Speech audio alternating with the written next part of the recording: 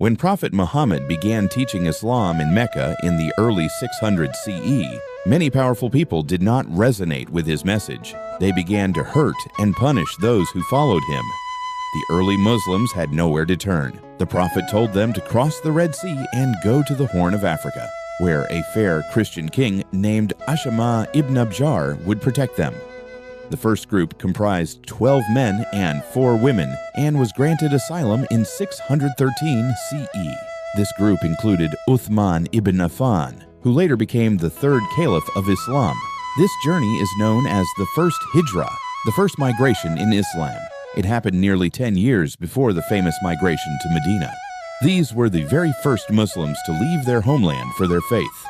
When the companions landed on the African shore near Massawa, they needed a place to pray. It was here that the Mosque of the Companions, Masjid al-Sahaba, was first established, the first mosque ever built outside the Arabian Peninsula. Before this mosque existed, Islam had no house of worship anywhere in Africa. There was no call to prayer on this continent, no space set aside for Muslim worship.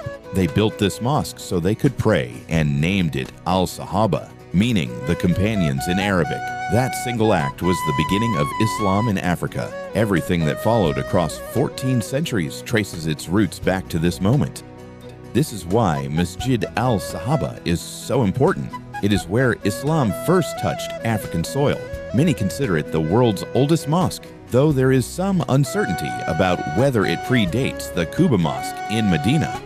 The companions arrived in 613 CE, nearly 10 years before the Prophet built Masjid al-Qubi in 622 CE. If they built a mosque upon arrival, it would be older than any mosque in Arabia, whether or not it holds that global title.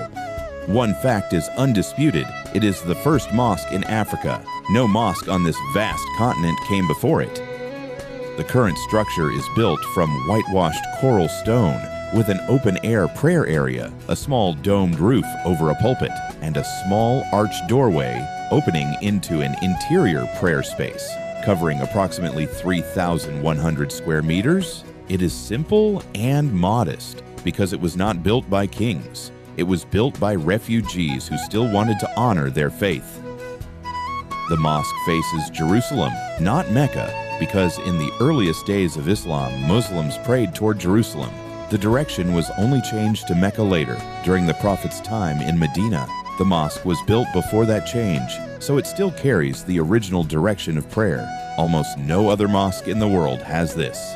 It is a rare, living link to Islam's very first days. Today, Islam is the faith of hundreds of millions of people across Africa, from Senegal to Somalia, from Egypt to Tanzania, Nigeria becoming the largest Islam population. It shapes languages, cultures, laws, music, and daily life across the continent. All of that has a starting point, and that starting point is here, a small white mosque at the edge of the Red Sea in Massawa.